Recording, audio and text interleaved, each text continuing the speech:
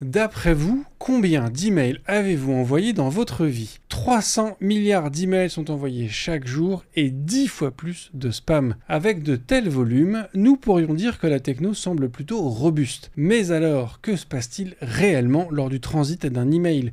Comment la sécurité est-elle gérée? Et surtout, comment cette techno qui semble archaïque a-t-elle évolué avec le temps? Pour répondre à ces questions de courrier, je ne reçois pas Edwige, mais il s'y connaît en lettres. Pierre-Yves, bonjour. Bonjour. Cosa Vostra.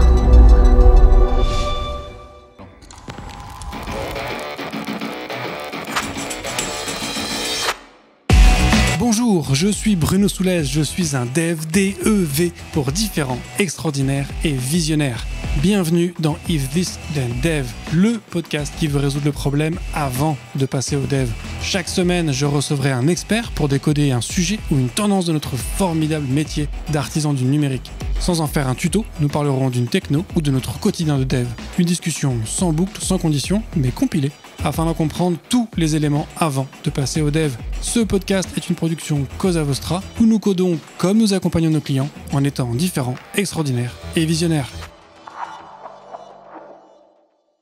Alors Pierre-Yves, est-ce que tu pourrais te présenter pour les quelques personnes qui ne te connaîtraient peut-être pas? Pierre-Yves Dubreuil, je suis cofondateur et CTO de Mindbase, qui est un éditeur de logiciels d'envoi d'emails marketing en masse, et de Swigo, qui est une plateforme d'orchestration de notifications à destination des développeurs. Okay.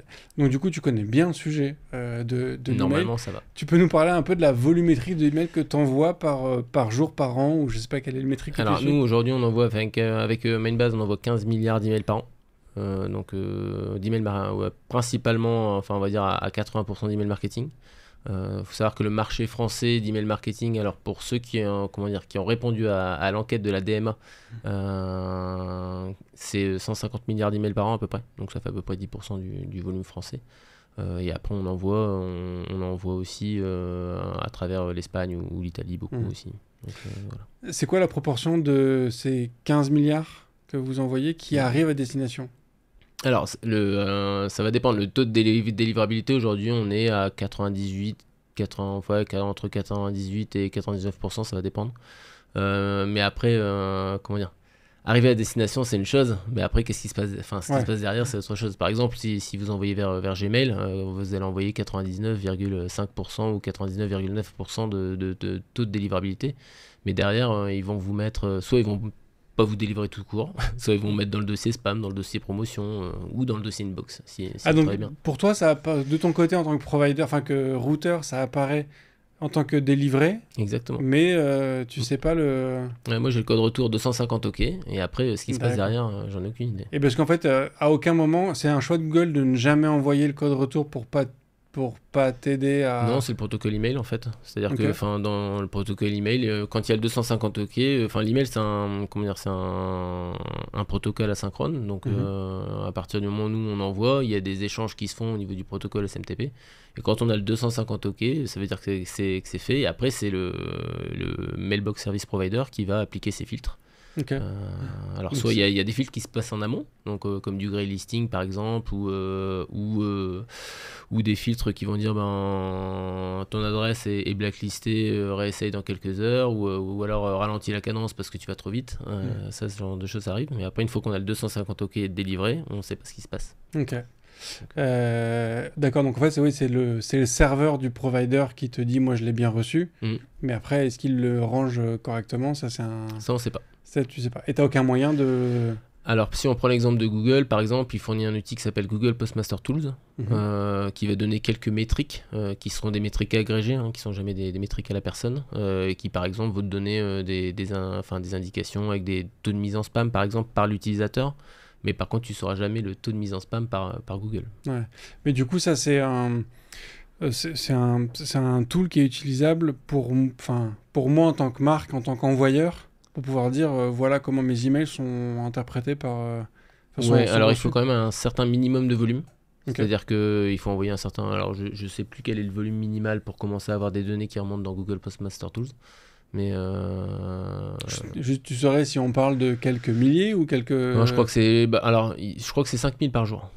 Ah oui, donc ça commence à être un... Ouais, bah d'ailleurs, l'actu du moment en ce moment qui bouleverse un petit peu le monde de l'email, c'est une... comment dire, il y a Yahoo et Google qui se sont mis d'accord pour lancer certaines mesures protectrices dont une partie concerne vraiment ce qu'on appelle les routeurs email, ou enfin en tout cas ceux qui envoient du volume, et la limite qu'ils donnent, c'est 5000 emails par jour. Ok. Alors du coup, donc, peut-être pour ceux qui ne sauraient pas, pour faire un peu un paysage des différents acteurs de ce métier-là, donc vous en tant que routeur, vous êtes là uniquement pour envoyer des emails. Si on compare à un Mailchimp, par exemple, qui est peut-être une marque un peu plus connue, vous vous positionnez comment ? Alors, nous, on est vraiment spécialisé dans l'envoi d'email marketing et on est spécialisé dans une verticale qui est historique par rapport à nos origines, qui est les médias. Okay. On travaille beaucoup avec les médias, avec les journaux, l'envoi de newsletters. Après, Mailchimp, c'est un peu plus grand public. Alors, c'est beaucoup plus gros que nous, hein, mais c'est aussi plus grand public. Nous, on travaille avec c'est des commerciaux qui vont signer les contrats. On ne peut pas arriver sur notre site et commencer à commander, contrairement à Mailchimp, où tu peux être totalement autonome, quoi. Et c'est en fait, ce que je veux dire aussi, c'est en termes de métier, c'est-à-dire qu'en tant que routeur, il y a aussi cette logique où tu peux créer tes newsletters via du WYSIWYG sur votre plateforme, ou est-ce que je te donne juste le code HTML et toi tu t'occupes de le router? Tu vois, j'essaie de voir un peu les différents métiers ou les différents types d'entreprises qui peuvent exister dans cette galaxie-là. Alors en fait, ça va dépendre. Chez nous, on a un builder email. Alors bon, avec des avis plus ou moins mitigés. Moi, personnellement, je le trouve très bien, peut-être parce que je suis technique. D'autres, il est pas assez user-friendly, mais bon, ça c'est un autre sujet. Mais bon, en fait, ça va dépendre des sociétés. Et la plupart du temps, les sociétés vont utiliser limite leur propre builder, ou des builders comme un D'Artagnan ou comme un Bifree ou un Stripo, qui vont faire par des créatifs. Et après, ils viendront l'importer chez le routeur email avec qui ils ont l'habitude de travailler, quoi.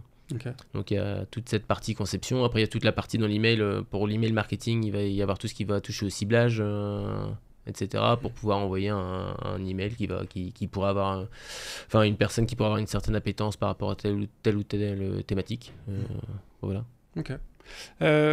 Imaginons que moi demain je me crée mon petit serveur postfixe chez moi ou sur un serveur Amazon quelconque. Ce sera quoi, a priori, mon taux de délivrabilité? Est-ce que je peux d'emblée avoir un serveur qui va délivrer à 100%? Ou est-ce qu'au contraire, très vite, je vais tomber à 0%? Ça va dépendre de la volumétrie d'envoi.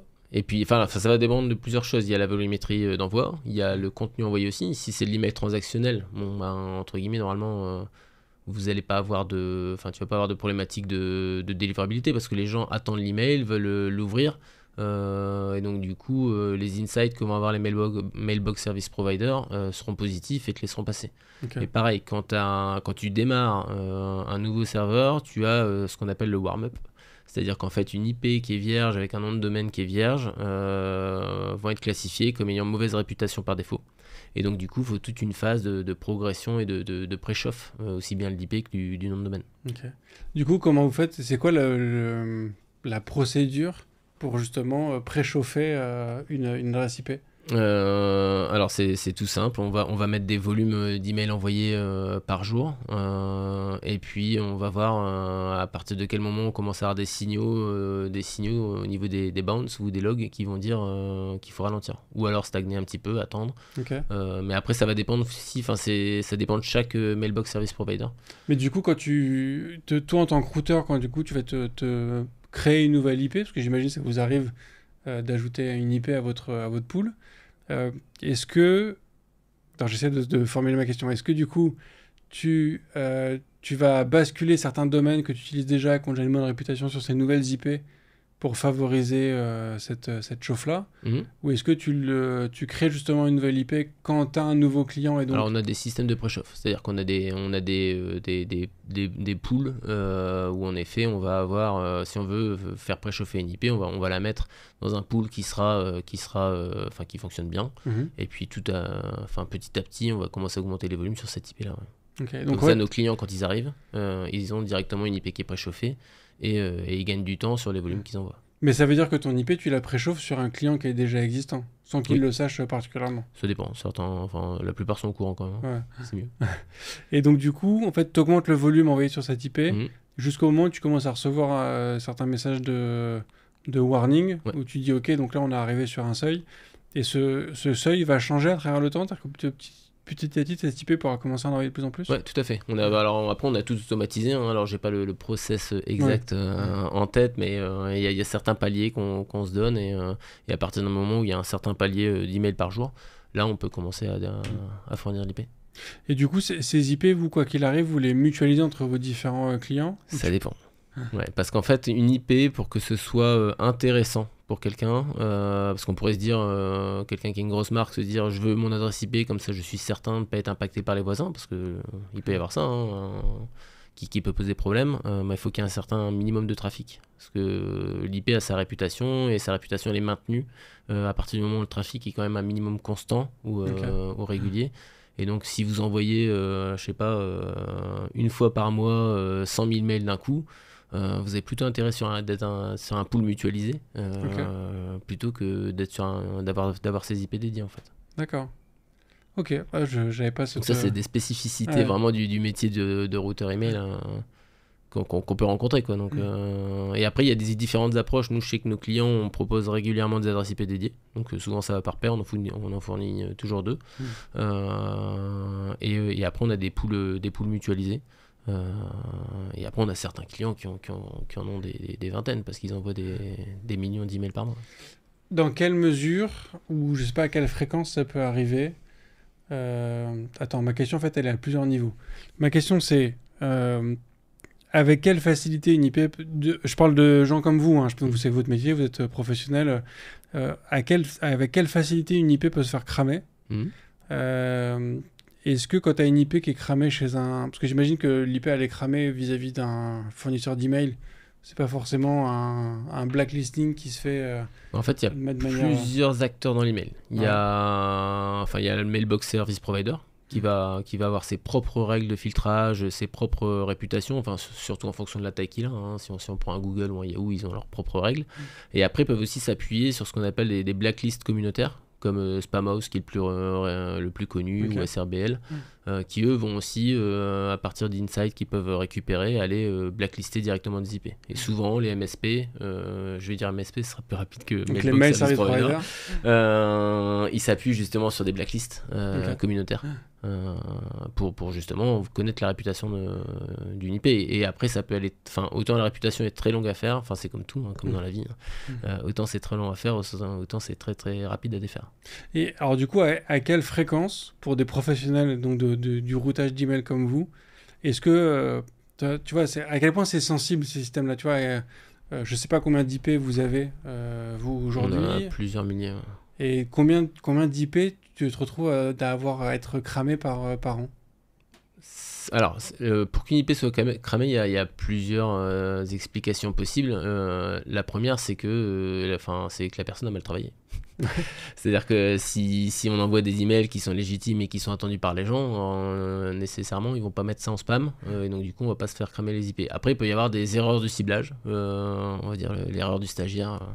Ça peut arriver. Mais du coup, ça peut aller assez vite. Je dirais, ça dépend du client. Dire combien on en a.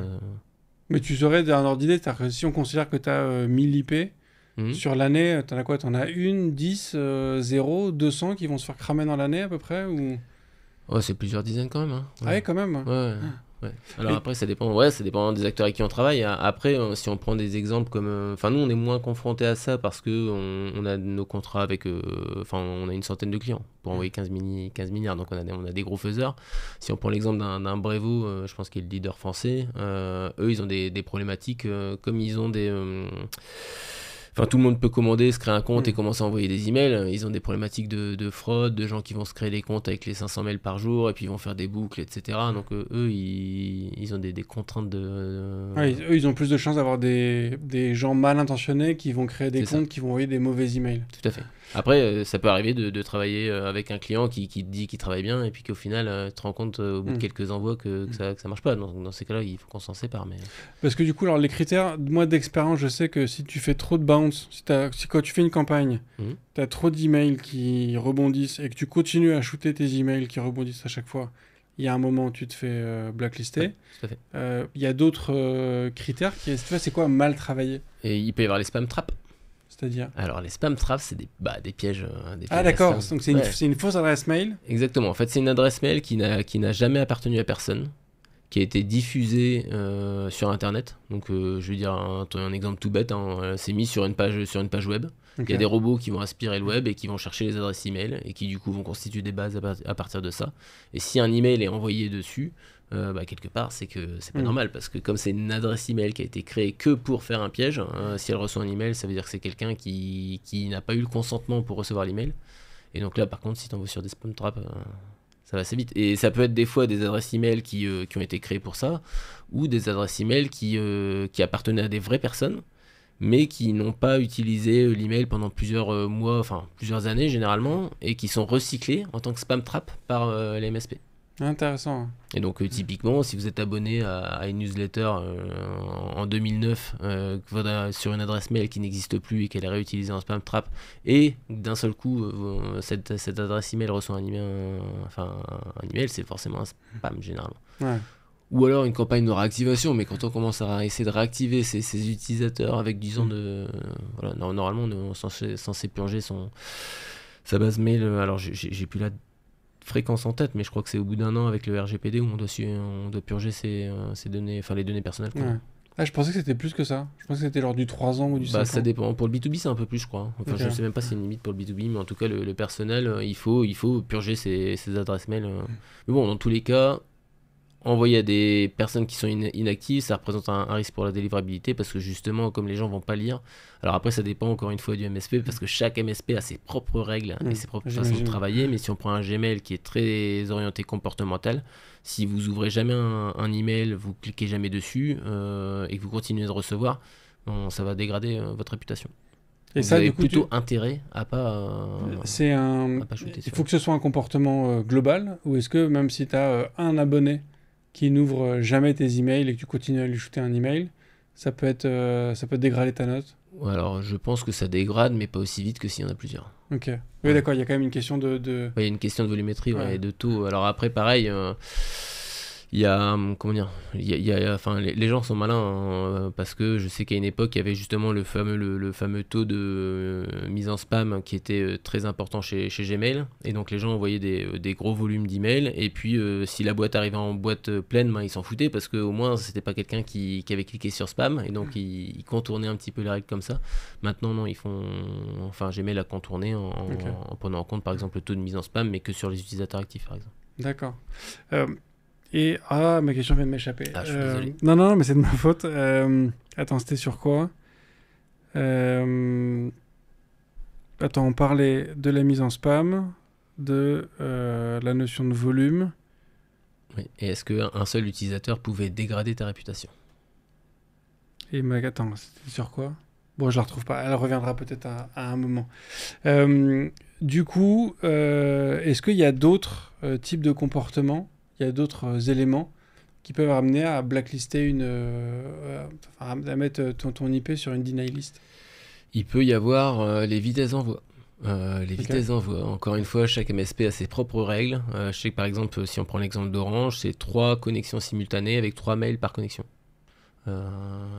Si on dépasse ces quantités-là, ils vont nous dire de ralentir, et puis à un moment, ils vont bloquer. Ok. Si on ralentit pas. Ouais. Et donc nous, on a mis en place des mécanismes qui permettent, on forcément lit les bounces, etc. Et puis on va réguler le trafic. Et donc sur chaque provider, tu es obligé d'avoir des règles spécifiques, rythmes de diffusion spécifiques. Il y a des règles spécifiques. Sur chaque provider, tu as des règles spécifiques sur le nombre de connexions simultanées, le nombre d'emails par connexion, ce genre de choses. Et après, tu peux même avoir, si on prend Yahoo par exemple, où ils ont une séparation entre Yahoo US, Europe et Asie, ils peuvent avoir des spécificités. Donc alors je les ai plus en tête, mais je sais que nous en tout cas on ne sait pas. Ouais. Et donc du coup tu nous as parlé d'un service qui permet à certains MSP de diffuser, enfin de propager entre guillemets leur deny list auprès d'autres providers. Est-ce que tu sais à quel point les gros acteurs, les gros MSP vont l'utiliser? Tu vois, est-ce que c'est un un truc un peu annexe? Est-ce que Gmail, dès qu'ils ont une IP qu'ils vont mettre en deny list, ils l'ajoutent là-bas? Tu vois, comme ça se... Alors, en fait, il y a les blacklists communautaires où là, c'est géré par des associations indépendantes ou des entreprises, etc. Certains MSP vont les utiliser et puis les gros vont avoir leur propre en plus ou en complément. Mais ils vont superviser la réputation de l'IP, mais aussi la réputation du domaine. Okay. Et après, il y a une autre chose qui est importante dans l'email, c'est ce qu'on appelle les feedback loops. Ouais. Où en gros, en tant qu'utilisateur, quand on clique sur spam, par exemple chez Yahoo ou chez Microsoft, enfin chez Outlook, la plainte spam va être transmise au routeur email s'il est abonné à la feedback loop. Et du coup, le routeur email, s'il est abonné à la feedback loop, va pouvoir désabonner l'utilisateur qui s'est plaint en spam. Si par contre, l'expéditeur reçoit à nouveau un email alors qu'il est mis en spam et que là, ça va. Ouais, là, t'es bloqué direct. Là, t'es bloqué, ouais, en effet. Et par contre, il y a différentes façons de voir les choses. Certains MSP, par exemple Gmail, eux, ils fournissent la feedback loop, mais elle est agrégée. C'est-à-dire qu'ils vont donner des taux de spam par campagne, mais jamais à la personne. A contrario d'un Yahoo ou d'un Microsoft, où là on a la plainte à la personne, ce qui finalement... Enfin voilà, Gmail se disent je veux pas aider les spammers en aucun cas, etc. Donc je ne donne aucune information à la personne.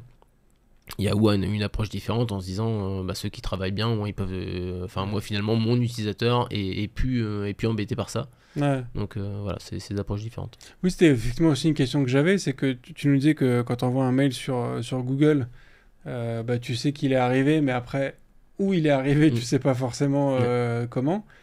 Mais effectivement, si toi, tu n'as pas de feedback, tu peux pas du coup ajuster qui t'envoie pas. Et du coup, ça te donne pas la capacité d'améliorer ton... Alors, tu vas avoir après des taux d'ouverture. Parce qu'on dans les emails généralement on va mettre ce qu'on appelle un spy pixel. C'est un petit pixel d'1 sur 1 qui est pas visible par l'utilisateur et qui permet justement, si ce pixel est téléchargé, on sait que l'email a été ouvert. Et pareil, les liens dans les emails vont être traqués, donc s'il y a un clic, on va savoir que ça a été cliqué et donc du coup qu'il y a une activité. Donc déjà ça permet de cibler quand on fait des newsletters ou de l'email marketing, de cibler des personnes qui sont actives. Alors ça, c'était un peu avant. C'est-à-dire que c'est un peu en train de changer. C'est-à-dire que... alors ça existait déjà avant, hein, mais en fait, maintenant, il y a des ouvertures, ce qu'on appelle des ouvertures proxy. En gros, c'est Apple qui a fait alors, c'est pas le précurseur, hein, ça existait avant Apple, mais forcément, comme Apple, c'est une base de clients. Il y a un petit peu de gens qui utilisent leurs produits. Ils ont mis en place l'Apple MPP, qui en gros vise à protéger la vie privée de leurs utilisateurs. Et ils bloquent les spy pixels. Enfin, c'est pas qu'ils les bloquent, c'est-à-dire qu'ils les téléchargent une première fois par leur serveur. Donc à peine le mail arrivé sur les serveurs les serveurs d'Apple, le spy pixel est forcément téléchargé, donc il y a forcément une ouverture, et donc de fait on sait identifier si c'est une ouverture robot ou pas, néanmoins ça fausse le taux d'ouverture. Ouais. Et du coup après le pixel il est mis en cache côté Apple, et exactement. Du coup d'accord, donc tu sais jamais si ton client là tu l'as ouvert ou pas en fait. Et après il y a des moyens de plus ou moins savoir, alors si par exemple il y a eu un clic, là, tu sais que du coup, il y a eu quelqu'un l'a vraiment ouvert. Mais même ça, c'est plus tout à fait vrai parce qu'il y a des anti-spam qui vont aller suivre tous les liens et donc du coup cliquer sur tous les liens pour prévenir d'une pour noyer encore une fois l'information. Alors pas forcément pour noyer, mais pour vérifier que l'email est pas malveillant. C'est-à-dire qu'il pourrait y avoir un lien de téléchargement d'un virus ou autre chose. Et donc là, dans ces cas-là, si l'anti-spam clique sur tous les liens, à partir du moment où l'information est noyée. Ouais. Et du coup, c'est un... Ouais, je comprends la volonté de protéger la vie privée des utilisateurs côté Apple, Gmail et compagnie, mais c'est vrai que côté provider, du coup, tu as une perte d'informations qui t'empêche d'améliorer la qualité de ton service au final. Finalement, ouais, nous aujourd'hui, ça pose problème parce que d'un point de vue délivrabilité, si on veut envoyer qu'aux yeux, par exemple, si on envoie des newsletters, des fois on va envoyer des newsletters à une population, des personnes se sont inscrites, donc elles voulaient vraiment recevoir l'email, et puis au fur et à mesure, elles le lisent plus, soit par perte d'intérêt, de temps, etc. Plutôt que de continuer à leur envoyer des emails, on arrête. Sauf que si on n'a plus ce taux d'ouverture, on peut pas le savoir. Ok. Et donc du coup finalement la solution c'est de faire du full base et d'envoyer à tout le monde sans prendre en compte finalement l'activité de l'utilisateur. Donc quelque chose qui est censé servir l'utilisateur au final pourrait le desservir. Enfin, parce que toi en tant que routeur tu te gardes le droit de pas envoyer les emails mandatés par ton client. Si jamais ton client a une base où toi tu sais que tous ces emails là sont soit des spam traps comme tu disais ou ce genre de choses, toi tu te réserves le droit du coup de dire à ton client non en fait t'as 8000 clients mais je t'en ai envoyé qu'à 7000 parce qu'en fait non parce que nous on va pas lire la donnée du client. Okay. La donnée du client lui appartient. Nous on pourra agir après coup, c'est-à-dire que si on voit qu'il y a trop de plaintes de spam ou des problèmes de délivrabilité, là on pourra aller commencer à regarder. Et en accompagnant le client, en posant la question des ciblages qu'il a pu faire, voir si c'est pas lourdé. Mais nous, non, on peut pas regarder. Parce que moi, j'ai eu le cas, dans une boîte précédente, j'utilisais MR6. Bon, je pense que tu connais, je crois que c'est une grosse boîte. Ouais, tout à fait. Je crois qu'ils font le routage d'eBay, entre autres. Ouais, alors je connais pas leur client, je crois que c'est leur grosse référence. Ouais. Ils envoient aussi beaucoup d'emails.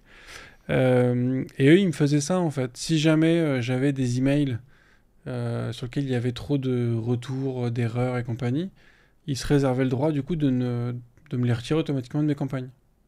Je connaissais pas cette fonctionnalité. Nous en tout cas l'email appartient à notre client, donc alors je sais que je suis sûr que c'était fait de manière automatique sur les campagnes que moi j'envoyais.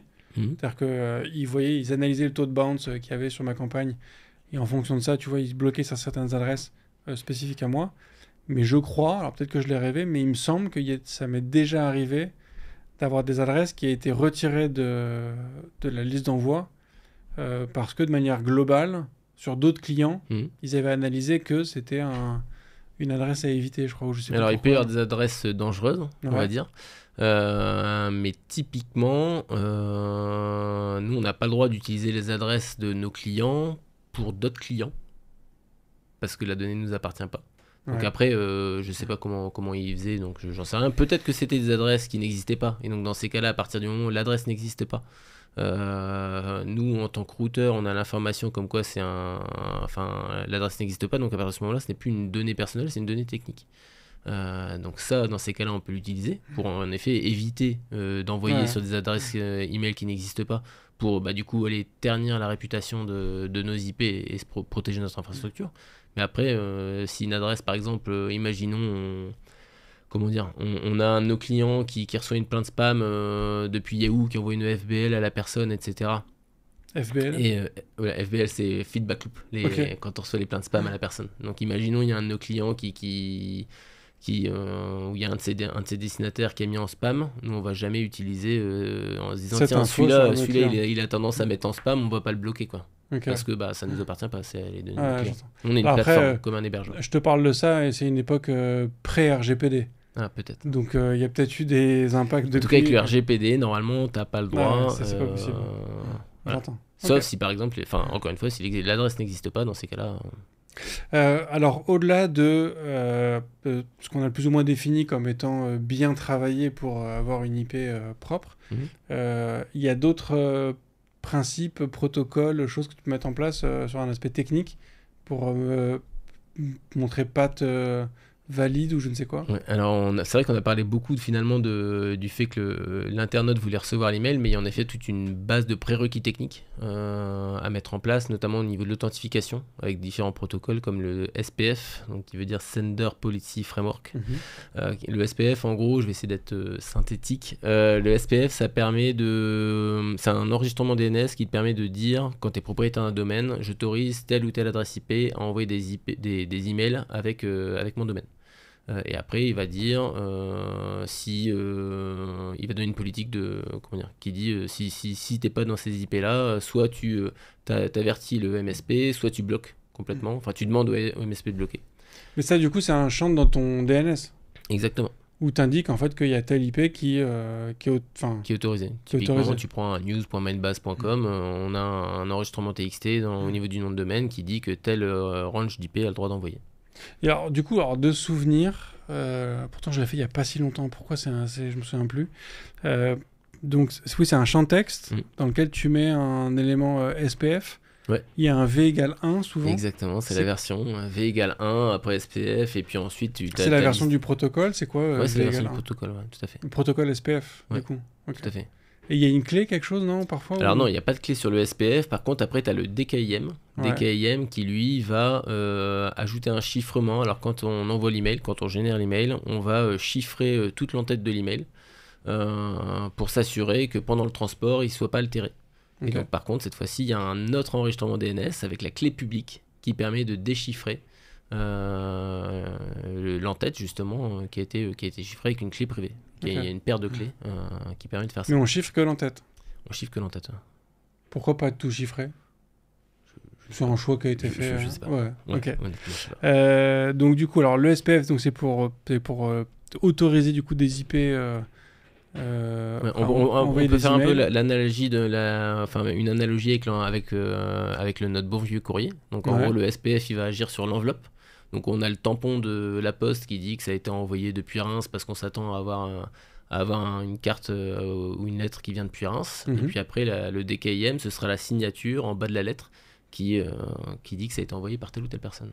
Ok, putain, c'est aussi le sceau en cire qui est posé sur Après, il y a le sceau en cire, mais ça, c'est un autre protocole. Ah ouais. Il y a aussi le protocole des marques, qui est très important, qui a été mis en place justement pour lutter contre le phishing et qui permet en fait de donner la politique de gestion en cas de non-respect d'un alignement du SPF ou du DKIM ou des deux. C'est-à-dire que le protocole des marques, c'est encore une fois un enregistrement DNS spécifique qui va donner la politique de gestion en cas de non-respect de l'alignement. Et donc c'est-à-dire si jamais un Gmail reçoit un mail qui ne respecte pas soit le SPF, donc l'adresse IP d'origine, soit le DKIM, parce que du coup il n'arrive pas à déchiffrer l'entête avec le... C'est ça, ou les deux, il va dire soit tu fais rien, tu laisses passer, soit tu mets en quarantaine, donc en dossier spam, soit tu rejettes de manière stricte. Et après tu as la possibilité, c'est ça qui est intéressant avec le démarque, c'est de fournir une adresse email où tu vas pouvoir recevoir les rapports justement en cas d'email non aligné. J'ai trouvé le mot. Et donc du coup démarque, faut faire attention parce que justement une fois qu'on a commencé à mettre sa politique et qu'on dit au mailbox service provider quoi faire, il faut être sûr d'avoir la maîtrise de tout son environnement. C'est-à-dire qu'il ne faut pas qu'il y ait un vieux serveur en dessous de l'escalier qui puisse être capable d'envoyer des emails. Il faut envoyer il faut avoir la pleine maîtrise. Donc souvent il y a une stratégie de mise en place de démarque où on commence d'abord par mettre une politique à none, mais avec l'email qui permet de recevoir les rapports. Puis on va lire les rapports et puis au bout d'un certain temps on va commencer à durcir au fur et à mesure en quarantaine et puis jusqu'à aller au reject. Pour réussir à s'ajuster quoi. Ouais, c'est ça. Alors je sais pas si tu pourras répondre à la question parce que je sais même pas si elle a du sens, mais est-ce que tu nous as fait l'ordre des choses chronologiquement par rapport à leur ajout sur ce protocole, ou est-ce que ça a toujours été là, ce principe SPF Alors non, SPF, DKIM, je crois qu'ils sont arrivés à peu près en même temps. C'était dans les années 2000, si je dis pas de bêtises. Alors je suis pas un expert des RFC, mais je crois que c'est arrivé à peu près en même temps. Il y avait même eu à une époque le Sender ID qui avait été fait par Microsoft, mais qui a été plus ou moins abandonné parce que ça n'a pas eu l'effet escompté. Alors je crois que c'est encore supporté par les serveurs Exchange, qui est le serveur d'envoi d'email de Microsoft. C'est à peu près similaire le Sender ID que le SPF, mais je vais pas trop rentrer dans le détail parce qu'il y a une petite différence que je ne connais plus. Après, il y a le démarque qui est arrivé après, par contre. Et un peu plus récemment, il y a le BIMI qui est apparu. Et alors le BIMI, on parlait de SO tout à l'heure. C'est un peu ça qui va... le SPF, DKIM, ça agit sur l'authentification. Le démarque vérifie l'alignement, justement, en gros, qu'on respecte bien les règles. Et le BIMI, c'est un protocole qui a été mis en place, qui a été créé pour favoriser justement le déploiement de démarques et l'encourager. Et en fait, ça permet, dans les webmails qui le supportent, d'ajouter un logo. Le logo de sa marque qui du coup pour les marketeurs vont se dire bah tiens mon mail finalement quand il sera dans la liste de tous les emails il va y avoir un petit logo à côté de mon email qui va permettre d'avoir ma marque. En fait quand on voit ça c'est parce que derrière l'email a été certifié BIMI. En fait encore une fois un enregistrement DNS qui va fournir l'image, le fichier SVG dans un format spécifique du logo et puis derrière cette image, elle sera hébergée avec un certificat particulier qui s'appelle VMC. Alors j'ai oublié ce que ça veut dire, mais en gros, c'est un certificat qui va vérifier que vous êtes bien le propriétaire de la marque et que vous pouvez envoyer votre email avec le logo de Swigo, avec le logo de Mindbase ou le logo d'Air France. Mais du coup, est-ce qu'ils peuvent vérifier alors attends, j'essaie de voir comment est-ce que... Mettons, moi, je veux envoyer un email en me faisant passer pour Evian, par exemple. Là, je prends la marque de bouteille d'eau au hasard.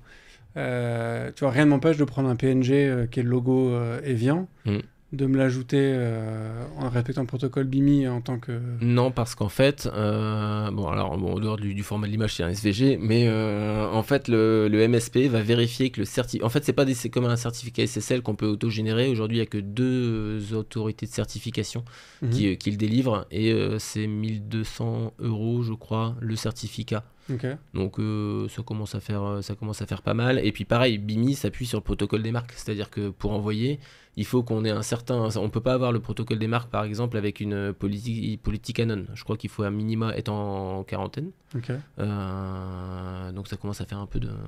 Mais du coup, mettons, Tiens, je reprends l'exemple qu'on évoquait tout à l'heure là. Imagine, je me prends le nom de domaine evlan.com. Tu vois, et... Alors du coup, non, ça marche pas dans ce sens-là. Faudrait trouver une autre marque. Mais du coup, je racontais tout à l'heure à Pierre-Yves, pour ceux qui n'étaient pas là, parce que du coup, c'était juste Pierre-Yves et moi. Mais j'ai entendu parler d'une histoire il y a longtemps de gens qui avaient acheté le nom de domaine Googie.com, donc Googie.com. Et en fait, en mettant le I en majuscule, ça passe pour un L. Et du coup, tu pouvais voir une adresse qui paraissait être une adresse de Google.com. Et en fait, c'était Googie. Mais donc, imaginons, je trouve une marque, par exemple, je prends Lacoste. Je me achète le nom de domaine yacoste.fr. Je me prends du coup j'ai mon nom de domaine qui est acheté de manière officielle. Je mets mon SPF, je mets mon DKIM, je mets mon démarque, je mets mon BIMI avec le logo Lacoste. Je peux du coup shooter un email en me faisant passer pour Lacoste. Non, parce que ceux qui vont délivrer le certificat avec la marque Lacoste va vérifier que c'est Lacoste qui est écrit et pas Yacoste. Mais du coup, enfin... Ton certificat, il est forcément lié à ton domaine. Oui, mais donc mon domaine, c'est Yacoste. Avec un I, mais je mets comme SVG pour mon logo, je mets le logo de Lacoste. Tu vois, est-ce qu'il y a un être humain qui va vérifier que le crocodile est associé à Yacoste? Alors à 1 200 € le certificat, j'espère, mais je ne sais pas. Ça peut être une intelligence artificielle quelque part. Aussi, ça pourrait être une intelligence artificielle. Parce que du coup, tu vois, on pourrait comme ça imaginer qu'en fait, c'est juste un SVG en fait que j'upload. Et on me donne mon certificat en me disant, bah oui, c'est bien. Je pense que ça a été normalisé, qu'il y a des gens qui ont réfléchi à ça. J'espère. Ouais. Alors du coup, attends, tu nous as parlé. Donc SPF, c'est les IP autorisés. DKIM, c'est la clé publique du protocole. Démarque, c'est la règle à faire s'il y a quelque chose qui ne matche pas. BIMI, c'est l'histoire du logo, principalement. Ou il y a autre chose Non, en fait, vraiment, le BIMI, l'avantage, c'est que tu as ton logo qui est affiché. Et si tu as le logo, ça veut dire que tu as un sceau qui certifie justement que tu es bien la marque qui envoie. Il y a d'autres aspects, d'autres surcouches qui ont été ajoutées comme ça avec le temps? Alors après, tu as des nouveaux protocoles sur les envois d'emails avec MTA, STS et DANE qui peuvent être implémentés, qui sont encore des protocoles de sécurité, mais je vais pas trop rentrer dans le détail parce que ça va être un peu technique et puis c'est pas forcément ce que je maîtrise le mieux. Okay. Mais clairement, la sécurité, c'est là où ça bouge le plus parce qu'avec toutes les attaques de phishing, c'est là où il y a des gros enjeux, quoi. Ouais. Juste pour terminer sur l'aspect protocole, on est au final, donc le protocole SMTP, c'est un protocole qui est assez plus proche du broadcast, où il y a quand même une notion d'authentification et de... Tu vois, est-ce que c'est juste je shoot mes emails Alors au début, pour se connecter au SMTP, nous en tant que routeur, forcément il y a une notion d'authentification qui est faite. Et après le SMTP, non, lui, il envoie le serveur de SMTP. SMTP, il peut envoyer à toute la planète sans problème. Bon, alors du coup, tu vois, imagine ta liste avec 1 million d'emails que tu vas shooter. Tu fais quoi? Tu fais une connexion vers Gmail en disant voilà mon paquet de Gmail, voilà mon paquet yahoo.com. Non, parce qu'en fait, déjà, alors c'est encore une fois en fonction des MSP, mais si on prend l'exemple de Gmail, ils ont des volumes de connexion ouvertes en fonction de la réputation que tu peux avoir. C'est-à-dire que si tu as une réputation qui est toute pourrie, typiquement, tu vas, je sais pas, avoir par exemple une autorisation de 2 connexions simultanées, et le temps que tu délivres ton volume d'email, ça va prendre un peu de temps, et puis du coup, ils vont se rendre compte qu'il y a un petit problème, et ils vont te bloquer avant que tu aies pu finir. Et donc, du coup, à chaque fois, tu as forcément plusieurs connexions parce qu'une même connexion, pareil, a une durée de vie limitée en secondes, etc. Et des fois, tu peux réutiliser la même connexion, mais un certain nombre de fois. Mais donc, sur une connexion, tu peux shooter plusieurs emails. C'est pas oui, un email, une connexion. Ah non, Okay. et c'est même conseillé parce que sinon, ça prend du temps. Ok. Mais du coup, tu les envoies quand même un par un. Ah oui, enfin, ouais, c'est forcément un par un. Ouais. Et donc, toi, j'essaie de comprendre un peu comment fonctionne. Quand je dis un par un, ça peut être plusieurs en même temps. Tes serveurs d'envoi, ils vont ouvrir plusieurs connexions simultanées. Et puis derrière, si on prend l'exemple d'un postfix par exemple, tu lui dis, bah tiens, tel transport, tu autorises tel nombre de connexions simultanées et puis tel volume derrière. Mais donc, en fait, en gros, tu vas faire une connexion avec serveur Gmail. Et tu vas lui dire en voilà 1, puis 2, puis 3. Enfin, tu vois, tu les shootes les emails un par un sur cette même connexion. Jusqu'au moment il va te dire la connexion est terminée et tu passes à autre chose. Alors, c'est pas forcément lui qui va le dire, c'est nous qui avons déjà géré en amont. Ok. Tu gères le nombre de messages que tu envoies. Mais du coup, chaque message est un paquet envoyé sur une même connexion. Tout à fait. Okay. Tu peux pas avoir un email qui passe d'une connexion à notre rien, par exemple. Okay. Enfin, c'est pas tout à fait vrai. C'est-à-dire que si par exemple ton email est bouncé, enfin, il est en mode. Il est refusé de manière temporaire. Dans ces cas-là, il revient dans la queue de ton serveur de messagerie. Donc, dans ces cas-là, il est renvoyé, mais c'est une nouvelle connexion. Ok, je vois. En termes d'évolution, donc l'email, ça a été créé dans les années 70, 80, 70. Le premier email 71. A été envoyé en 71. Ouais. À quel point ça a évolué? Parce qu'on a l'impression qu'on envoie les mêmes emails qu'il y a 50 ans, du coup. Ouais, alors il y a 50 ans, c'était sur le réseau ARPANET. Donc ça n'existait pas encore tout à fait pareil qu'Internet. Non, bah après c'est pas un protocole qui change toutes les 2 secondes. C'est l'avantage. Maintenant c'est quand même un protocole qui évolue, notamment par rapport sur les aspects sécuritaires. Et puis toute la partie email, c'est un domaine qui évolue encore. Je sais que par exemple il y a une petite initiative qui nous tient pas mal à cœur chez Mindbase, qui avait été initiée par Batsender, qui est une agence de création email. Ils accompagnent les marques dans leurs emails, etc. Ils font aussi un builder email qui avait discuté avec certains acteurs de l'email lors d'un email marketing day où ils se posaient la question de comment améliorer finalement l'empreinte numérique de l'email. Et ils ont lancé une initiative qui était le fait d'ajouter une date d'expiration à l'email. Typiquement, si on reçoit un email publicitaire, la publicité elle a une validité dans le temps, donc ça sert à rien finalement de garder cet email dans sa boîte mail ad vitam aeternam. Et donc en faisant ça, on ajoute dans l'entête de l'email une date d'expiration. Voilà, donc ça c'était l'idée. Ils ont demandé à quelques acteurs s'ils étaient intéressés pour travailler sur le projet. On a tout de suite répondu présent parce que ça nous paraissait une bonne idée.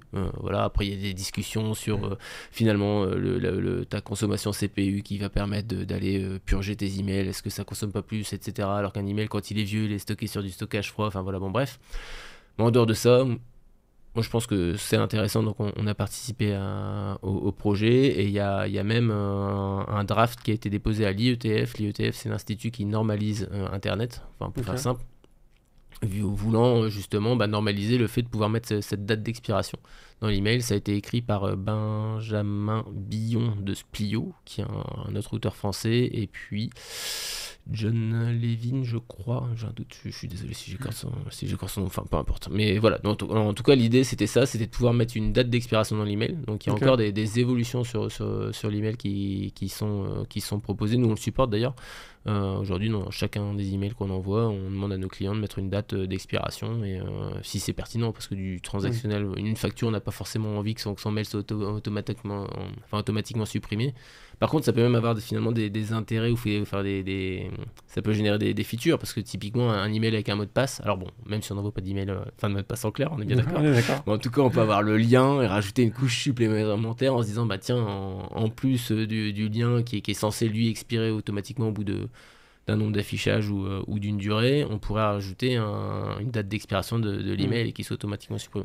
Après, ça pourrait être problématique de ne pas laisser consommateur ou en tout cas au destinataire de gérer durée de vie de son... Ça, en fait, après, ce serait au consommateur de dire dans son webmail j'autorise le traitement de cette entête. Ouais. Parce qu'en effet, encore une fois, là, c'est de la donnée qui ne nous appartient pas. Déjà, ça ne nous appartient pas nous en tant que routeur. Ça appartient à nos clients. Et après l'email appartient au destinataire. Donc, non, nous, par contre, après, c'est à voir avec les différents fournisseurs de webmail. Et là, pour le coup, ça prend du temps de se dire. Et puis même eux, ça veut dire que derrière, ils vont devoir mettre en place les formulaires qui vont dire bah tiens, qu'est-ce que tu fais de cet email-là, avoir tous les traitements derrière. C'est du temps passé, quoi. Ok. Pour terminer, j'aimerais évoquer quand même un petit peu des aspects de sécurité sur le protocole email.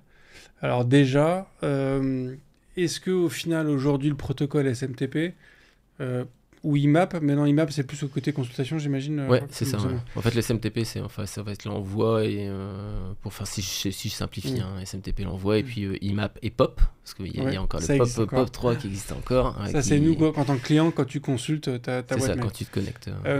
Est-ce que le protocole SMTP peut représenter une faille de sécurité pour un client, ou est-ce que c'est un protocole qui est tellement pauvre qu'au final, la quantité d'informations que tu peux récupérer est pas... En fait, les risques, ça va surtout être au niveau du phishing ou ce genre de choses, et c'est pour ça qu'il y a des mesures qui viennent s'ajouter au fur et à mesure pour s'assurer qu'il ne puisse pas y avoir de personnes qui viennent prendre la place d'une autre, soit dès l'envoi d'email, soit pendant le transport de l'email.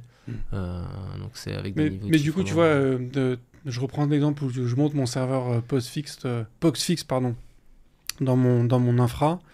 Est-ce que le fait d'avoir ce protocole SMTP et ce port qui est ouvert, entre guillemets, ça peut être un point d'entrée pour un attaquant, pas en envoyant... Tu vois, je parle pas de l'aspect de envoyer des mails de phishing à des gens de ma boîte et compagnie, mais voilà, de rentrer sur le SI en passant toujours.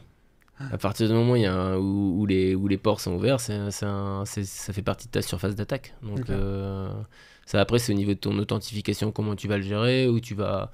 Enfin, je sais que par exemple, sur des serveurs qui vont gérer l'authentification, quand tu es ouvert sur l'extérieur, parce que nous, forcément, nos serveurs d'envoi d'email, l'authentification reste en réseau privé, bien sûr. Mais tu vas forcément avoir du brute force pour essayer de trouver les login mot de passe qui vont te permettre d'envoyer, quoi. Soit d'envoyer, ou après, tu peux aussi avoir des failles spécifiques comme n'importe quel service ouvert sur Internet. Donc en fonction de si tu utilises un postfix ou je ne sais quoi, tu auras des failles spécifiques. Ouais, c'est ça, un postfix, un Apache, un Nginx. Assez classique. Faut être à jour. Après, l'avantage, c'est que postfix, ça existe depuis 99 quand même. Donc c'est assez éprouvé. Il y a quand même pas mal de gens qui ont testé, même si ça force. Enfin, il y a toujours des failles qui arrivent, mais c'est assez éprouvé, quoi. J'espérais naïvement, je pense qu'on peut dire naïvement à ce point-là, que le protocole SMTP soit un protocole tellement rudimentaire dans son exercice qui propose peu de failles, mais au final il y a toujours une porte d'entrée. Après, il y a aussi des nouveaux acteurs. Enfin, moi je parle de Postfix parce que je suis un fan d'open source et qu'aujourd'hui c'est le leader, mais il y a des nouveaux serveurs qui sont... Enfin, on parlait de nouveautés dans l'email. Je sais que je maintiens une awesome list sur mon GitHub. Et j'ajoute très régulièrement des projets open source dans cette liste, et notamment à ma grande surprise, il n'y a pas très longtemps, ça commence à faire 2-3 ans quand même, je vois des projets qui apparaissent, soit des projets de serveurs d'envoi d'email, d'envoi-réception qui vont gérer le SMTP en entrée et en sortie, soit des serveurs full pour les routeurs, comme Kumo MTA, ou alors il y a un français qui s'appelle Virid IT, je vais faire un petit peu de pub, qui a lancé son serveur d'envoi d'email en France. Alors il n'est pas open source, le sien par contre, mais il fait envoi d'email et il intervient sur la réception aussi. Donc il y a encore des acteurs qui se créent aujourd'hui autour de l'email, quoi. Canon. Mais donc du coup, ce que tu nous dis aussi, c'est que le plus gros travail, entre guillemets, on va dire, sur la sécurité, c'est sur la limitation du phishing, donc avec des gens qui se font passer pour un expéditeur qui se fait passer pour un autre. Le phishing, c'est je pense que la grosse menace dans l'email, c'est le phishing. Et du coup, est-ce que le SPF, DKIM et des marques aujourd'hui, on a réussi à bien écluser ce risque-là, ou c'est pas On n'est jamais à 100% protégé. Maintenant, si on est avec une politique des marques stricte d'alignement SPF, DKIM, pareil, au niveau du DKIM, il y a son niveau de chiffrement qui peut jouer. On peut chiffrer en 1024, 2048, alors 1024 c'est plus trop conseillé, mais à minimum 2048 ou 4096, etc. Et c'est pareil, est-ce que là on peut se poser la question de plus on chiffre, plus on est sécurisé. Maintenant, est-ce que l'empreinte écologique sur le fait de chiffrer des millions d'emails à 4096 bits légitime, ça après ça sera plus à la demande du client. Et puis du coup en fait c'est sous réserve aussi que la personne que tu veux spoofer utilise ça ou pas. Parce qu'en fait, si tu prends un nom de domaine qui n'a pas de DKIM, en fait, tu peux te faire passer pour lui de manière assez facile. Hein. Ouais. Parce que masquer une IP, ça se fait encore aujourd'hui. Tu peux te faire passer pour l'IP qui est dans le SPF. C'est une bonne question. Voilà, tu vois, tu rentres déjà dans une technique qui est assez haute, mais je pense que c'est plus facile de spoofer une IP, de se faire passer, du coup, de valider du coup, le SPF, que de passer le DKIM. Là, je pense que avec les publics, elle passe pas, quoi. Ouais, en effet. Tu peux pas la dîner, quoi. Ouais. Après, en termes de sécurité aussi, je sais qu'il y a tout ce qui est attaque par replay, etc. Mais je maîtrise un peu moins ce domaine-là, donc je vais pas m'étendre. Replay, c'est-à-dire t'as une... ouais, alors honnêtement, je vois les sujets passer, mais je peux pas détailler. Je sais pas. Bon, j'entends. Mais du coup, on voit qu'il y a quand même un travail assez colossal qui a été fait sur le spam. Est-ce que vous, aujourd'hui, en tant que routeur, vous imposez à vos clients d'avoir un DKIM, un DMARC, ce genre de choses en place ? Alors nous, on fournit obligatoirement, c'est forcément aligné. Alors nous, déjà, on demande à nos clients d'envoyer des parts sous-domaine. C'est-à-dire que, alors sauf si le client l'exige, veut envoyer avec son mindbass.com, dans ces cas-là, on mettra en place les enregistrements DNS qui vont bien. Mais généralement, on va plus conseiller par exemple, de séparer ces envois d'email marketing, de newsletter et de transactionnels, pour éviter qu'il y ait des problèmes de réputation entre l'un ou l'autre. Enfin, le Saint Graal, c'est le transac. Il faut surtout pas mélanger ces emails transactionnels avec ces emails de newsletter ou avec ces emails de marketing. Donc là, typiquement, on demande des sous-domaines dédiés. Généralement, nos clients suivent nos recos. Et donc, dans ces cas-là, ils nous délèguent complètement la zone. Et on a tout industrialisé. On a nos enregistrements SPF, des KIM, des marques qui vont bien. Puis j'imagine que de toute façon, les MSP aussi, ils doivent détecter d'une manière ou d'une autre que tu as un domaine spécifique pour le transactionnel et un pour le marketing, et du coup, ils doivent aussi peut-être traiter différemment. Ouais, il peut y avoir des entêtes qui sont spécifiques en fonction des envois aussi, qu'on peut positionner, alors plus ou moins respecter. Mais oui, ça peut jouer. Écoute, top. Merci beaucoup en tout cas pour cette discussion. J'aurais 2 dernières questions pour toi, qui sont les questions rituelles du podcast. La première, c'est est-ce qu'il y a un contenu que tu aimerais partager avec l'ensemble des auditeurs ? Alors, il y a une découverte que j'aimerais partager avec l'ensemble des auditeurs. J'ai découvert un logiciel libre il n'y a pas longtemps. Moi, je suis fan du libre. C'est vrai que je l'ai dit qu'une fois, tiens, c'est marrant. Mais bon, tu as parlé de ton GitHub quand même aussi. Ouais, alors c'est le GitHub de Mindbass, c'est même pas le mien, mais bon, enfin voilà, bon bref. Mais du coup, j'ai fait une découverte d'un logiciel libre qui est fait par une société parisienne qui s'appelle Premier Octet. Pour le coup, je connais personne là-bas, j'ai juste découvert comme ça. Et ils font une solution qui s'appelle digest.club, qui est une solution open source. Alors le GitHub est sur leur site, et digest.club, ça permet en fait de partager la veille qu'on peut faire avec ses équipes. Et donc en gros ça va permettre de partager des bookmarks tout simplement, gérer sa publication, etc. Et c'est partagé publiquement ou au sein de l'entreprise ? Alors si on va sur digest.club, ils ont fait un service SaaS aujourd'hui qui est gratuit et sur lequel on peut créer sa propre équipe et partager ses propres bookmarks, etc. Donc c'est un service qui est assez naissant, je sais pas depuis quand ils le font, il n'y a pas énormément de monde. Et après sinon on peut auto-héberger leur solution libre et du coup le gérer soi-même. Ok. Donc soit en mode privé, soit pas. Et franchement, c'est moi qui fait énormément de veille et qui ai tendance à spammer mes collaborateurs sur le Slack en envoyant tiens regarde ça, moi ça me permet de faire un petit digeste, un petit résumé et voilà. Donc je trouve l'initiative, je trouve sympa. On mettra le lien en description, bien évidemment. Et dernière question, quelle est la question la plus importante à laquelle ce podcast essaie de répondre ? Est-ce que tu es plutôt espace ou tabulation ? Tabulation. Plutôt tabulation. Très bien. Merci beaucoup, Pierre-Yves. Merci à toi. Et merci à tous d'avoir écouté cet épisode jusqu'au bout. Voilà, on a décortiqué un petit peu l'email. J'espère que le sujet est plus clair pour vous. Cette techno si ancienne, si presque intuitive, tellement on la pratique tous les jours, et pourtant dans lesquels on ne maîtrise pas tout. Mais du coup, là, c'est un moyen de connaître un peu plus. Et vous avez peut-être déjà eu le cas d'avoir un entretien technique où on vous demande qu'est-ce qui se passe quand on envoie un email. Là maintenant vous avez le moyen de fournir une réponse un peu plus complète. Je vous remercie aussi beaucoup de partager ce podcast autour de vous, de mettre un commentaire 5 étoiles sur votre application de podcast préférée, même si vous l'avez déjà fait.